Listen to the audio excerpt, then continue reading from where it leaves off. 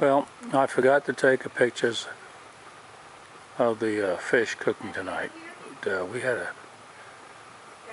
absolutely great time. Cooked them on that little fire right there. It's still hot. Gets to be about 600 degrees in there. Beautiful evening tonight in Rancho Santa Fe. And I really think this is one of the most gorgeous places I've ever been to in my life. Day in and day out, weather is perfect.